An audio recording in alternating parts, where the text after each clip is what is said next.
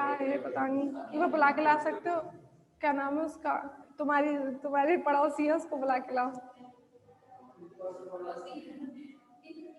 हाँ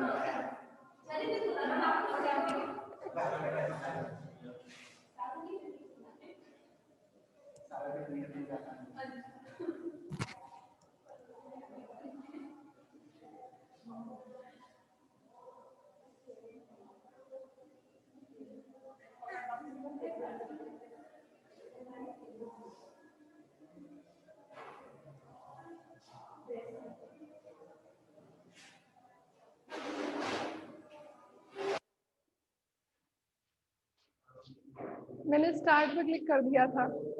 5, ठीक है। Now to find out the energy lost in a unit distance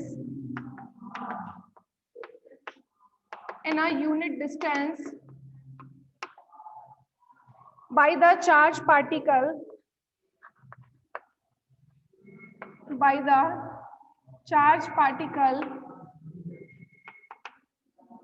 we consider a cylindrical cell. Consider a cylindrical cell whose radius lies between d and b plus dv. ठीक है, ये तो energy loss है by the heavy charge particle to transfer only 1 electron. ठीक है, अब matter के अंदर एक ही इलेक्ट्रॉन थोड़े ना होगा, तो to find out the energy lost in a unit distance by the charge particle we consider a cylindrical shell whose radius lies between p and b plus dv। तो आपने ऐसा कोई सेल कंसीडर कर लिया, सिलेंड्रिकल सेल जिसका radius है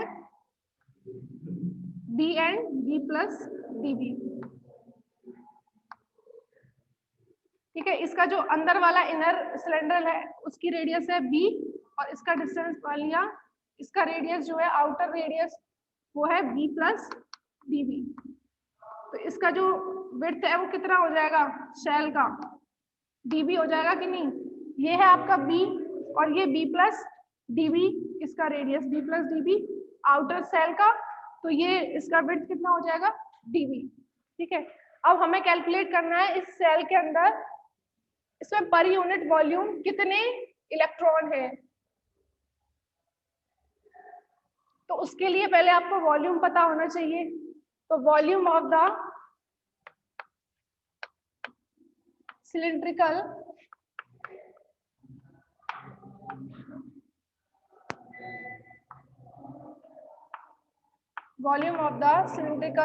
shell, volume क्या होगा, देखो इसका वॉल्यूम क्या होगा, pi b plus db square, outer वाले का ले लिया b plus db square minus pi b square.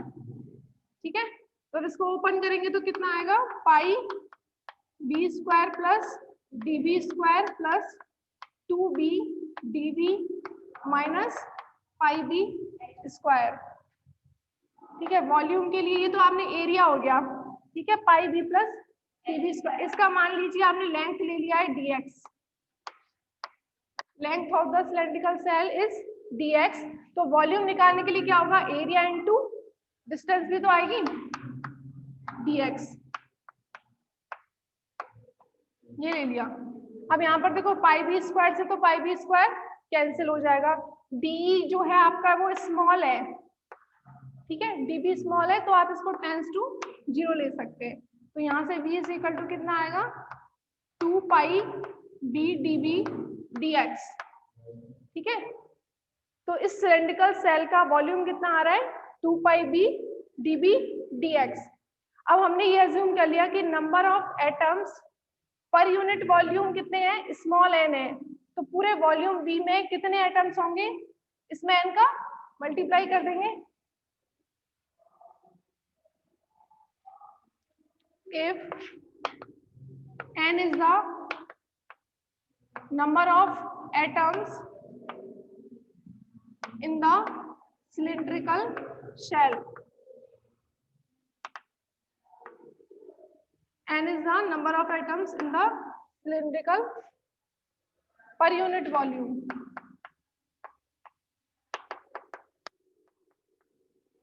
N is the number of atoms per unit volume in the cylindrical cell. तो per unit volume में n atoms हैं, तो total whole volume में कितने atoms होंगे, इसमें n का multiply कर देंगे. Then total number of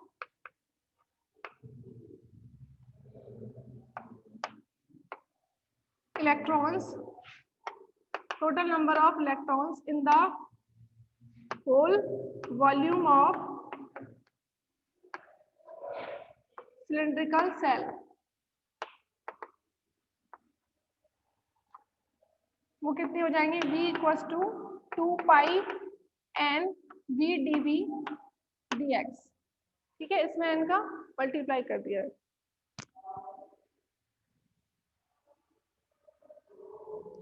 अब देखिए एक इलेक्ट्रॉन को कितना मोमेंटम ट्रांसफर हुआ था, कौन सी इक्वेशन थी, लास्ट वाली इक्वेशन नंबर 5 थी शायद.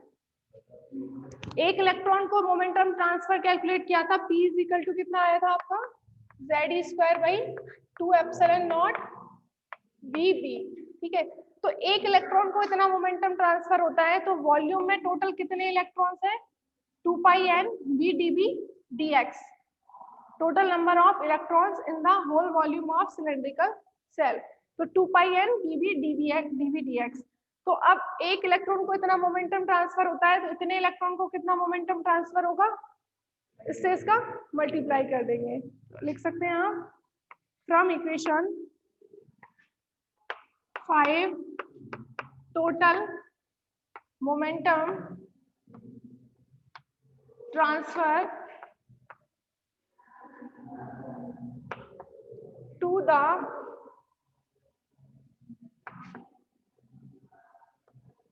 To pi n V dV dx electrons.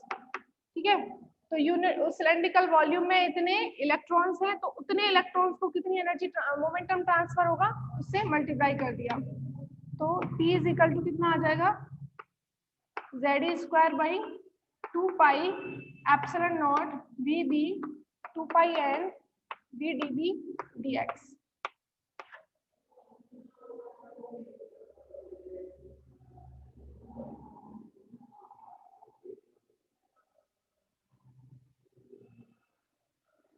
अभी ये है आपका momentum transfer.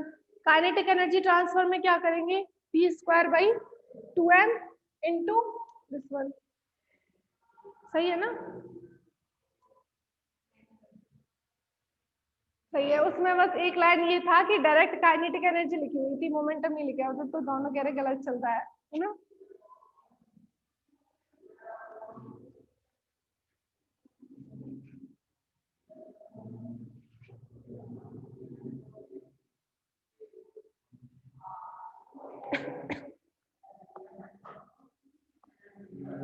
Now the total kinetic energy transfer by the heavy charge particle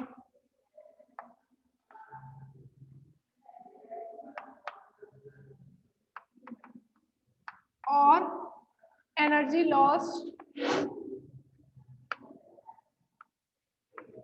the charge particle.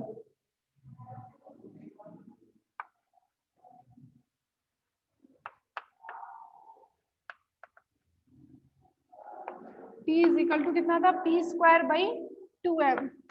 तो P square by 2m, P का square कितना हो जाएगा, Z square by 2 pi epsilon naught V का होल स्क्वायर.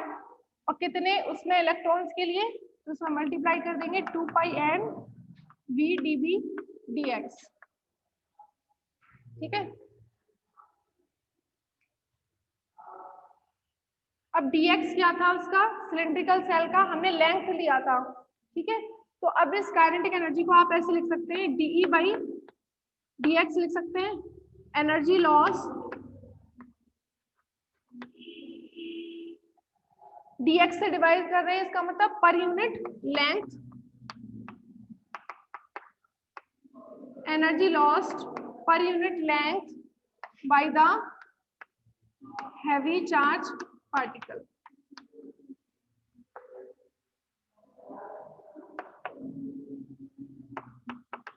ठीक है, तो dx को आप इधर ले जाइए, तो ये हो जाएगा आपका dE by dx is equal to 1/2m Z square e to the power 4 pi square epsilon naught square v square 2 pi N B D B. dx को इधर ले गए। ठीक है, अब यहाँ से देखो 2 से 2 कैंसिल हो रहा है, एक पाई भी कैंसिल हो जाएगा।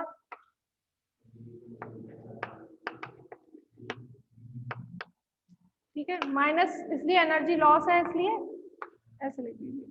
तो ये हो गया आपका Z square E to the power 4 N B D B.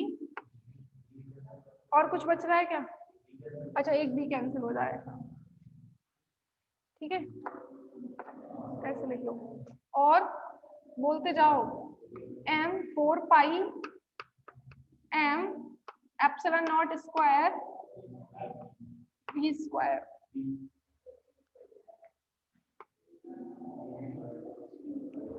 ठीक है,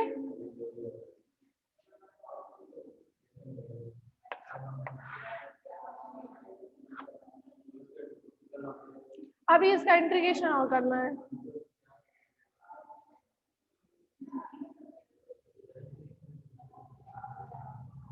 मिटा दूं ऊपर से?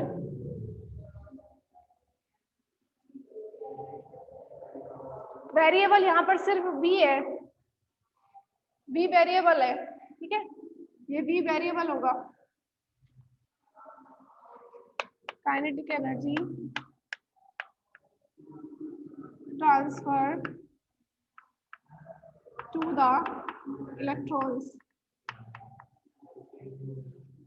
क्या लिख सकते हैं इसको? Z square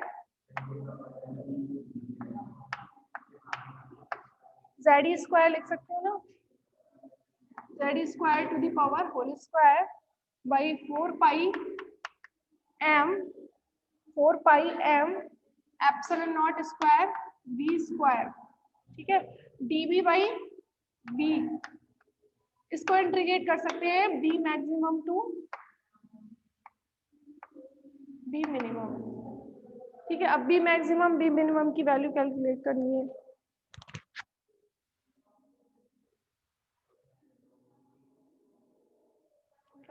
b minimum to b maximum.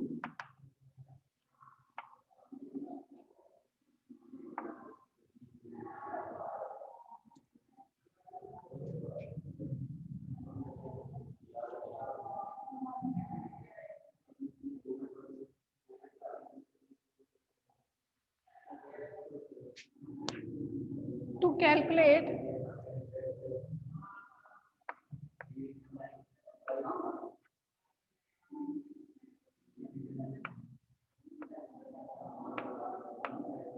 minimum impact parameter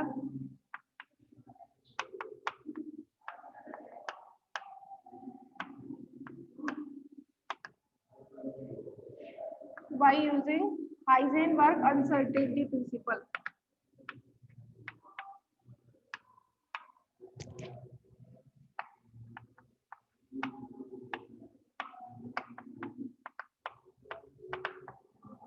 ठीक है, to calculate minimum impact parameter and maximum impact parameter. तो आप हाइजेनबर्ग अनसर्टेनिटी प्रिंसिपल क्या होता है? Delta X delta P is equal to कितना होता है, ऐसा लिख सकते हैं ना, हाइजेनबर्ग अनसर्टेनिटी प्रिंसिपल। और यहाँ पर डेल्टा एक्स क्या है? बी मिनिमम है। ठीक है, तो बी मिनिमम, डेल्टा पी को क्या लिख सकते हैं आप? एम बी लिख सकते हैं, इज इक्वल टू कितना हो जाएगा? h by 2। तो यहाँ से b मिनिमम कितना आएगा? h by 2 M B. ठीक है, इक्वेशन नंबर 6। तो मिनिमम इम्पैक्ट पैरामीटर का वैल्यू कैलकुलेट किया है by the Heisenberg uncertainty principle. ठीक है, अब निकालते हैं मैक्सिमम इम्पैक्ट पैरामीटर, उसका वैल्यू वो तो कांस्टेंट है, आप अपनी उसके हिसाब से कुछ भी ले सकते हैं। एच क्रॉस भी होता है, कई बार एच क्रॉस बाई 2 भी लेते हैं।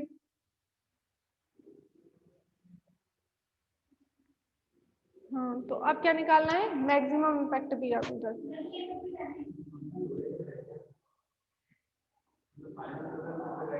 बस आने वाला है, इसका इंटीग्रेशन करेंगे तो क्या आएगा, लॉग ई बी आएगा, अपर एंड लोअर उस पर वैल्यूज पुट करेंगे, B maximum by B minimum, वहां पर बी मैक्सिमम बी मिनिमम का वैल्यू पुट करना है। बेकार है पर ये एग्जाम में आता है, क्योंकि 2-3 ही टॉपिक है। करना क्या चाहते हैं, वही तो बताया था, interaction of heavy charge particle with matter. अब उस मैटर के अंदर वो इंटरेक्शन का मतलब क्या है, अपनी एनर्जी लॉस करेगा, इलेक्ट्रॉन्स को अपनी एनर्जी देगा, तो आप एनर्जी लॉस निकाल रहे हैं, minus D by D X ही तो चल रहा था, निकल तो गया। Maximum impact parameter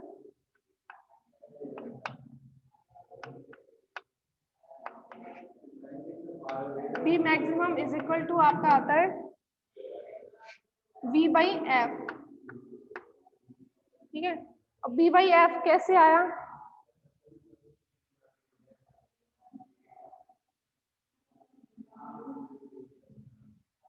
where f is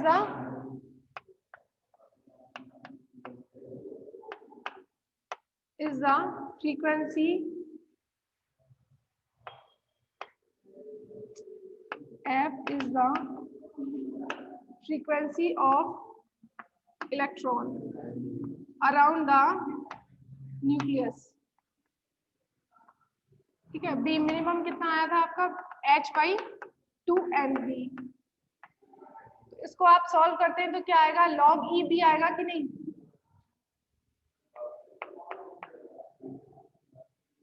तो इसको लिख सकते हैं आप minus D E by D X is equal to Z E square to the power 2 4 pi M epsilon naught square B square log E B, B minimum to B maximum, ठीक है। तो Z E square by 4 pi M epsilon naught square B square, limit रखेंगे तो log B maximum by log B minimum.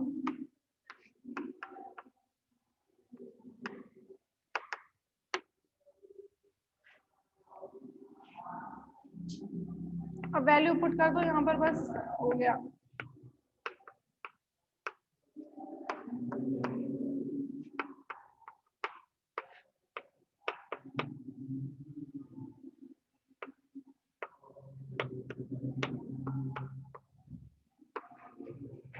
B maximum का value है v by F and B minimum का value है h by 2mv, ठीक है। h by 2mv value put की है और b मिनिमम का वैल्यू, सॉरी बी मैक्सिमम का b by F, b by F ऐसे निकाला है। टाइम पीरियड क्या होता है, t is equal to 1 by F frequency, ठीक है। और इसको क्या लिख सकते हैं, b बाई बी मैक्सिमम। जैसे देखो t इज इक्वल टू क्या होता है, वेलोसिटी, वो नहीं होता, time is equal to distance by velocity by distance, क्या होता है वो, वहां से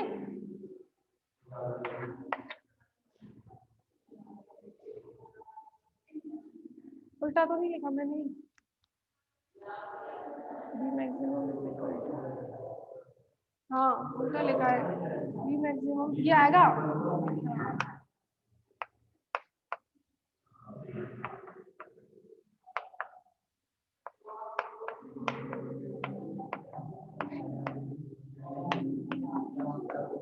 स्पीड क्या होता है, स्पीड इज इक्वल टू होता है डिस्टेंस बाई टाइम, तो टाइम इज इक्वल टू क्या हो जाएगा, डिस्टेंस बाई स्पीड, डिस्टेंस है बी मैक्सिमम बाई स्पीड कितना है v, ठीक है। और टाइम को क्या लिख सकते हैं, 1 बाई फ्रीक्वेंसी।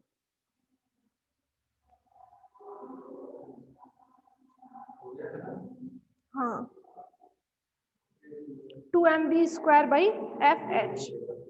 ठीक है, अब आप यहाँ पर ये देख सकते हैं कि देखो सभी चीजें कांस्टेंट हैं आपकी, z e² 4πm∈0², v भी आपका कांस्टेंट है, log e 2mv² सभी कांस्टेंट है। वेरिएबल क्या है? सिर्फ फ्रीक्वेंसी है। तो -dE/dx is inversely proportional to 1/f।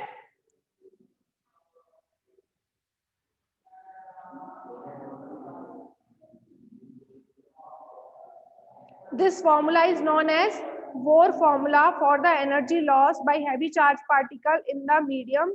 The quantity minus dE/dx is also known as stopping power of the medium.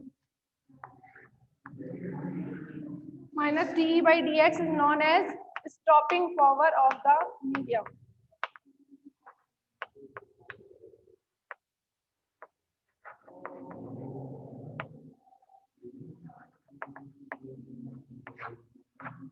ठीक है, equation number 7 represent the energy loss by the heavy charge particle in a per unit volume per unit distance। ठीक है, per unit volume per unit distance इतनी energy loss होगी heavy charge particle की, या फिर बोल सकते हैं energy gain by the electron. Complete हो गया, इसमें कुछ नहीं करना। क्वेश्चन आपको यही आएगा, derive the energy loss by heavy charge particle in the matter. मुझे क्या पता क्या बोले, नेक्स्ट कल पढ़ेंगे। अब जाओ एक मिनट।